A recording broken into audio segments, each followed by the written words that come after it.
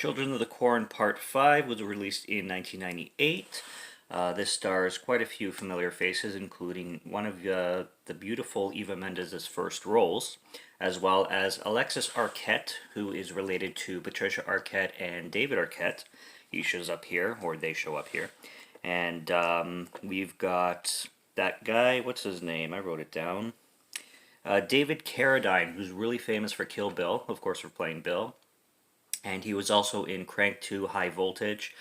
He sometimes does these kind of kung fu inspired roles that a lot of people will probably be familiar with, especially in like the action side of things, the Tarantino kind of style movies, the over the top cinema kind of thing that people of that genre are familiar with. And then who else is in here? Anybody else I recognize? Oh, Kane Hodder's in here for a cameo. He doesn't really play himself, but he plays a bartender, and he's in it for like 2 minutes. So it's cool to see a very familiar horror icon in a movie, and Jason Voorhees himself. Kind of. But anyways, this film was fun. I certainly liked it better than Children of the Corn 4. It was way more gory, and it was made way more horror centric, which definitely was an upgrade from the last one, the previous installment, the fourth one. I think so far the fourth one, if I'm thinking about it, probably will be my least favorite up to now. So getting started, film opens up with this kid. He's basically being attacked by the famous green CGI, which is like these green cheesy computer effects that is famous in these films so far. And we get to know later on that this kid is named Itsukie or something like that, but he becomes the main kid, obviously. And then we flash forward to 1 year later, and the same kid goes up to this family living in this farmhouse. He uses these telekinetic powers to basically kill the man who lives in the house, and then you see all these other kids murdering the woman who lives there, the wife of this guy. So this kid basically starts off opening up the film by murdering this seemingly innocent couple who's apparently living in the cornfields that Itsuki, or this little kid, claims to belong to him. A lot of He Who Walks Behind the Rose in this film again. Like I mentioned last time, there wasn't much of that in The Gathering, but in this one they really bring that back. So after that, we are introduced to these two characters named Charlotte and Laszlo. And every time I hear the name Laszlo, the first thing I think about is Grand Theft Auto Vice City with the radio host. And I think he was in other games too, but every time I hear Laszlo, that's the first thing I think about, because that was one of my favorite, funniest characters in those video games. But he's driving down country roads with his girlfriend Charlotte, and he's basically leaving blow up dolls in really random places. I guess as like a calling card or something fun for him to do, but he'll just tape blow up dolls to random posts and stuff like that. It's really kind of funny, and then of course they get stuck in a ditch, they get into a car accident, and then they're basically looking for help. And Charlotte goes to pick some corn in the fields for whatever reason, and she ends up getting hacked up by this really older kid. They're like adult looking. Like this kid looks like he's in his early to mid 20s. Definitely does not look like a child, unless he's a really really overgrown adult looking 17-year-old. This kid looks like an adult. So she gets hacked by him while her boyfriend Laszlo watches. During this scene as well, there's like awful dubbing and overdubbing. You can tell the actors are speaking over themselves because sometimes they'll miss the mouth movements and stuff like that. It's really funny. But then the kid, the Zeki or whatever his name is, shows up again. It's a really tiny kid. I had to look him up too because he has a really familiar looking face, and he wasn't in any films that I remember him being in. He was in Child's Play 2, and he played this character named Sammy, and he was also in American Pie Presents Bandcamp, which I've only seen once a while ago, so I wouldn't even remember him. But he has this really childish looking face. I think he was like 13 or 14 when he made this film. And he's really, really creepy. And a lot of kids in these films can be really scary, even though they're annoying, because Ziki is really annoying in this film, but still really like big on the creep factor. So that never goes away. No matter how annoying these kids are, they're still vicious, and you don't want to be in a dark area with them around. They do a really good job with that. But then we are introduced to the other characters in the film. So we got Greg and Ty, and then we got Kira, played by Eva Mendes, and Allison. And Charlotte and Laszlo were their friends, and they were going to meet up wherever they were going. But they also get stuck in a ditch, and then they're wondering what to do, and the kids show up. Ezekiel with the other kids with him, and the really tall, uh, the tall kid that murdered Laszlo and Charlotte earlier. And they ask him like where the nearest town is, if they could help them, like get it, use a tractor to pull out the car. Of course, the kids are useless, being very creepy, and they're like, "It's none of your business what's going on around here. Town's mile that way," and they're no help whatsoever, obviously. They go to a local bar where Kane Hodder is working, or is at, and all the townsfolk are very small town. They're not used to outsiders whatsoever. There's a weird smell going on, which is mentioned to be a burning silo. So apparently, there's a burning silo in this small town, which really plays into the story later on. That's been continuing to burn for a while, and it's known that the townsfolk know about these crazy kids who worship he who walks behind the rose, and the whole cult of the kids is really known in this town. And the townsfolk just ignore them and let them do whatever the fuck they want. And they just kind of don't bother each other, kind of thing. And so they leave the bar. They meet this cop who again is completely useless. They're asking, what the next bus is out of town, and the cop is like, "Oh yeah, it's like it's leaving in an hour, but the only time after that it leaves is like after the weekend or something like that." And he's like, "You could probably make it if you run, so I'd start now." He's sitting in a car, like his cop car. He could give him a ride, but he's a jackass. Doesn't like outsiders apparently. Fuck. And so yeah, they're like, "Fuck you." They start running for the bus. Obviously, they miss it. Kira, played by Eva Mendes, such a ditzy girl. She's gorgeous. It's one of her younger roles. But she's so like, "Oh, I got heels," and then she takes off her heels and she starts running barefoot. Next scene at the bus station, you see Ty carrying her on her back. It's like, wow. She's lucky. She's treated like a princess in this one. They miss the bus.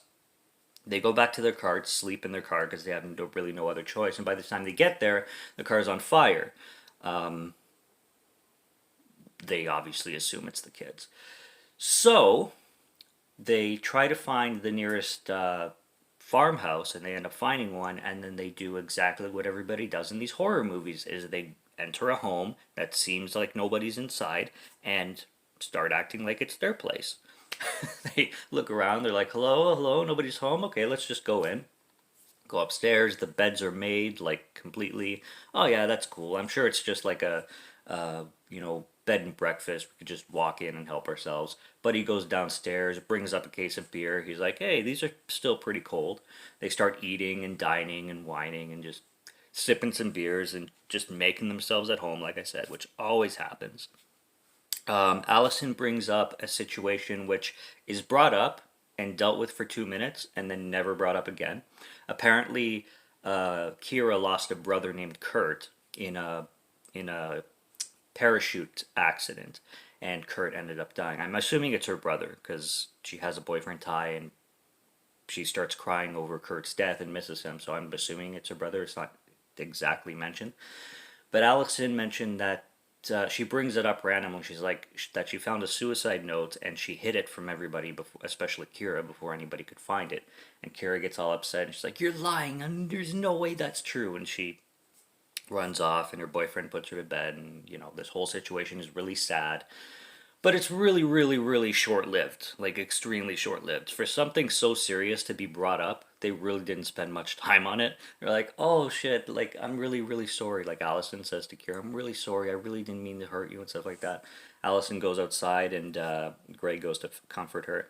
I I didn't know this, but looking up the cast and stuff, and Alexis Arquette, who I was wondering if was related to David Arquette and Patricia Arquette, and he was, or they were, because this person is trans. And looking this person up, this person was very trans and pretty much a trans person in everything else they were in, and it's totally different because the Alexis Arquette playing Greg is a man in this movie. He has a full beard and everything. He's very masculine and everything. But looking up pictures and videos of Alexis Arquette and other projects, very very female, very femme, very trans woman kind of thing. So very very different. You almost feel like Greg is very much acting masculine in this film, seeing everything else that this person was in. But very interesting, and unfortunately, the person passed away as well from contracting HIV. But that's a sad story. But yeah, it's just interesting seeing him play like this person play a guy here, and then play somebody totally different in something else. But yeah, he goes to comfort Allison. They end up going to look around the cornfields, and they end up finding Charlotte and Laszlo's body. This is where they end up freaking out. The police officer that basically told them to go chase a bus ends up showing up again. He starts wondering why these kids just broke into this random house, obviously. He starts blaming the blown up car as a drunken accident, and he just starts basically telling the kids that everything is their fault and that he's not taking anything seriously whatsoever. So this small town police officer, sheriff, whatever you want to call it, is not taking any of the situation seriously. Just keeps blaming everybody. Allison is in search of her brother because Allison's brother, it was Jacob. He left or she abandoned him at a very young age, kind of, because their father was a drunk, and she basically escaped the situation, but wasn't able to take Jacob with her. So she has always, her entire life, felt this big guilt and sorrow for leaving Jacob behind. And Jacob eventually joined this cult because the last thing he said was he's devoting his life to he who walks behind the rose. So Allison throughout the film is in search of her brother, and she just wants to find him. And she is trying to use these kids, the Zeke and the other freak shows, to find her brother Jacob. This character Luke is introduced. He's the prophet he's like the big the guy all the kids worship. This is the guy who's played by David Carradine from Kill Bill, who played Bill in Kill Bill. She meets up with him, and he does a great job as the character. He's very sinister. He's very creepy looking, and he's very like he's a huge presence on screen. He really owns the screen while he's on it, and he convinces it's I'm just gonna call him Zeke. How's that?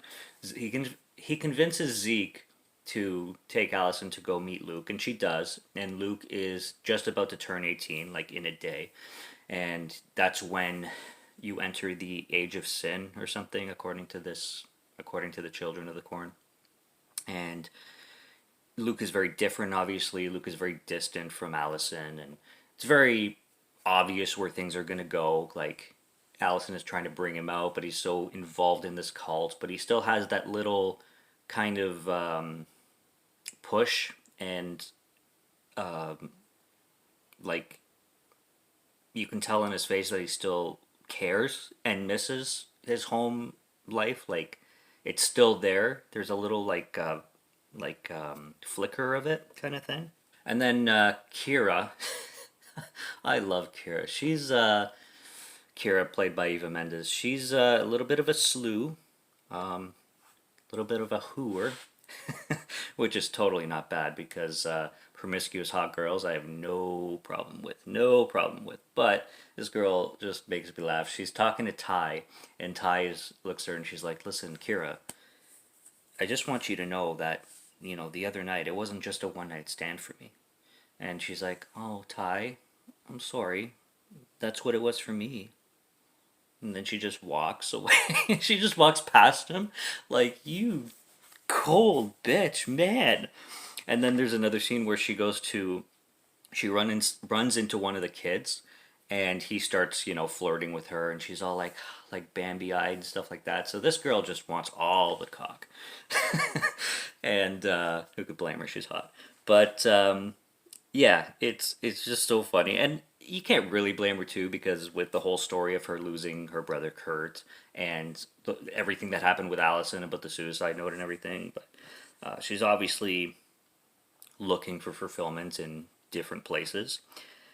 It seems, anyway. So we have a scene where Zeke is at the silo, and apparently kids are sacrificed to the silo. Like, they basically, on their 18th birthday, once they hit the age of sin or whatever, they're supposed to sacrifice themselves into the silo. Now, it's weird because, like I said, a lot of these kids in this cult look over 18, way over 18, unless there's certain kids who are 17 and look like they're 25, or just some kids don't have to sacrifice themselves. I don't fucking get it. I don't know. But there's definitely kids who don't look 18 very clearly, who are there, but Zeke is like picking kids who turn 18 to go jump in the silo into flames. So Jacob is chosen, and he walks up, but he hesitates. He refuses. He wants to leave, and he says like, "Oh, I thought I was free to leave any time." And Zeke's like, "You are, but where are you gonna go to? You gonna go to your sister who betrayed you and yada yada?" And he's like, "Yeah, I just had enough of this." And he books it through the forest. He's chased by one of the kids who is female, a young girl. Like, she looks like she's 16, 15, 16 max. She looks like she's like 14, 15, and she's vicious. Holy vicious. She like Jacob trips, and she's booting him like in the face, and there's like blood, and she's like, her face is vicious. She is way more vicious than Zeke. Way more vicious, like way more. And she comes in later too. And this little girl, man, she is fucking evil. Fuck. She's nuts. Later on too, because Kira was getting all hotty for this dude, she starts to get entangled into this cult of kids. I don't know why. Maybe because she's trying to find something again because of her loss. And there's a point where she actually gives herself, kind of sudden, but she gives herself to go into the silo, and she actually does climb. She actually looks down, and there's that green light again, the famous green CGI. The green CGI, it's literally like green computer effects over fire. It's really funny looking. But she ends up jumping into that silo and giving herself to he who walks behind the rose. Poor girl. Rest in peace, hot young Eva Mendes. But yeah, that happens, and then the third act I really like. This is where like the brutality starts coming in. We've got like a kick-ass chainsaw scene in a barn. As soon as you hear that chainsaw roar, I love it. Like, total chainsaw massacre right there. And we have Ty using the chainsaw to battle all these kids, and there's like back and forth and everything, and the whole chainsaw scene is awesome. There's a scene with Greg. He's trying to hide under this table from these two kids. One of them is this girl with complete '90s hair. You know when they used to do like the like double buns, but she has like six of them. It's like just like in like elastics. It's kind of funny. And she's trying to drill his ass with a drill, and then there's this other kid in the other side with a blowtorch. So you have Greg in the middle. One's trying to come at him with a drill, and the other one's trying to come at him with a blowtorch.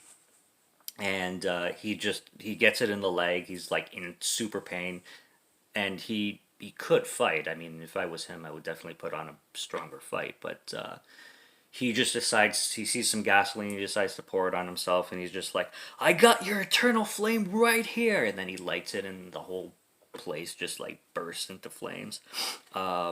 Lots of great practical effects. That girl I was talking about, that vicious young girl, she comes in with a hook. I love the way they utilize like farm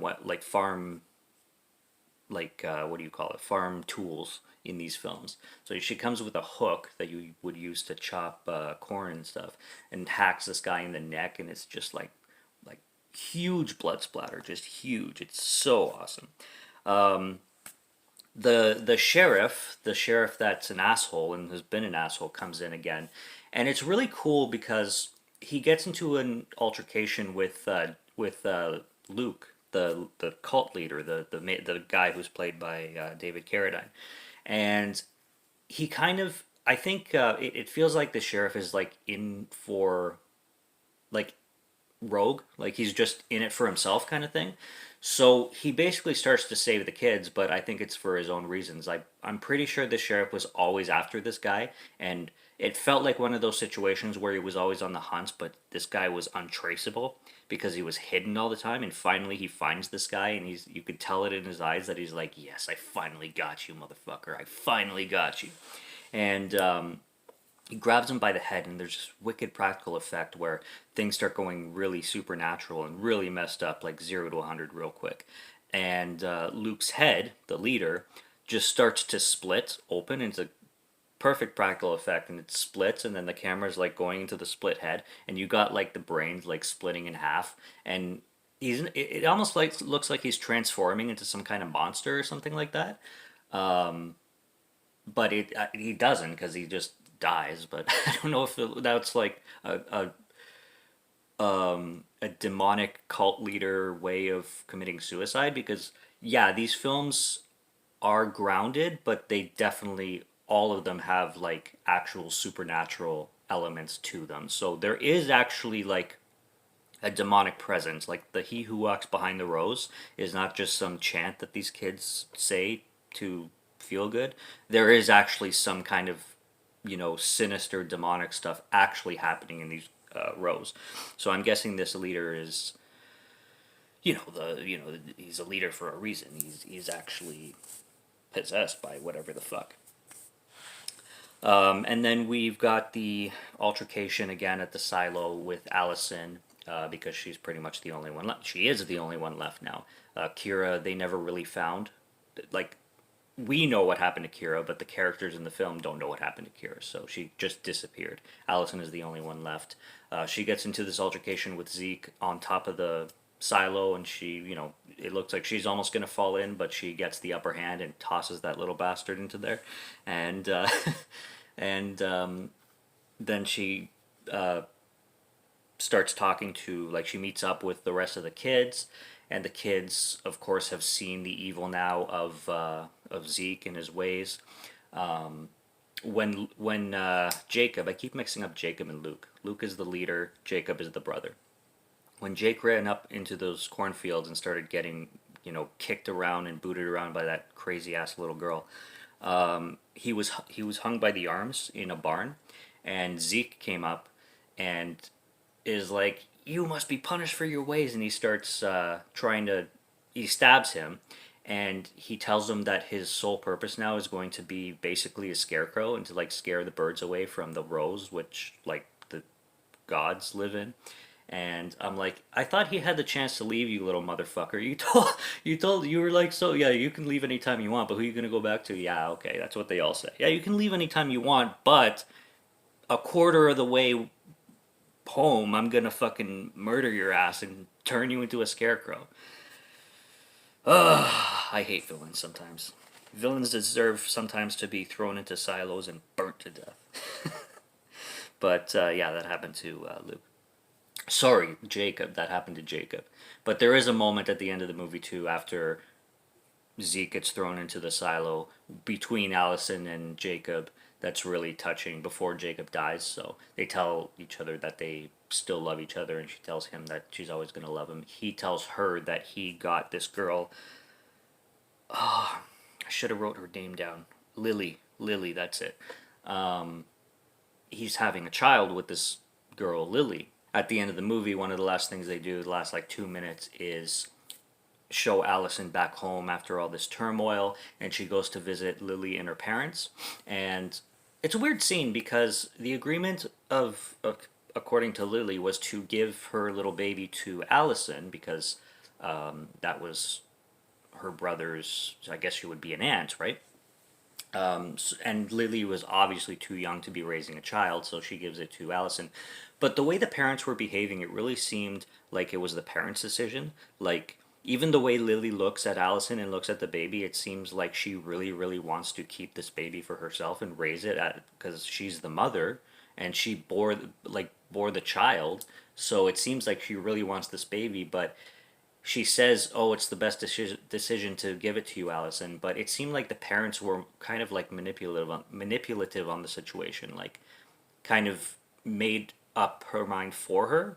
Which, I mean, she is a minor; it is her parents, but still, it's kind of like it just felt like the parents didn't give her any choice whatsoever. It felt like the parents said, like, "Lily, you're a kid. You're giving this baby away," which I kind of found a little bit sad because fuck, like if I had a daughter and she was a minor, she had a kid for whatever reason, I wouldn't just be like, "You're giving it away." Like, I would hope she would. I would hope she would like consider it, but I mean, she's the mother. It's a really tough situation, but it was just a weird, not weird. It was a interesting directed scene because it wasn't clear whether Lily made the decision to say this is the best thing I could do is to give this baby for Allison to raise because I am a kid, or if it was her parents pushing her to do so. But that's how the film ends. Of course, we have a cliffhanger with the little baby with the green eyes, and then roll credits. Of course, classic Children of the Corn and classic horror in general. So that's Children of the Corn, Fields of Terror. I really much enjoyed this one, especially for the third act and how horrific it gets. And I really like the drill sequence and of course the chainsaw sequence. Love chainsaw sequences, man.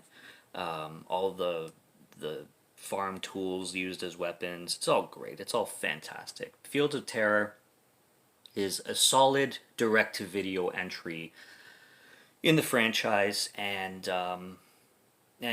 although the as they go along they get direct to video, they get a little bit shittier. It's not like you're watching even Children of the Corn. The original is not the greatest horror film in the world, but I can't help but say that this is a step up from The Gathering, which The Gathering again I would say is probably the weakest so far. But yeah, that was fun. That was fun, and go watch it for Eva Mendes alone. Eva Mendes, I don't know what was she 19, 20 in this film? Fuck, man, she's a little promiscuous one. Nothing wrong with that. Nothing wrong with that at all. Subscribe to Morgan Film Fan if you'd like to listen to my voice or if you like my film reviews. And stay tuned. There will be more to come. I am reviewing all of the Children of the Corn series, and I've never seen them before. So here on out, every Children of the Corn movie, already starting from the beginning, but here on out, I've never seen them before. So I'm reviewing them, watching them for the first time.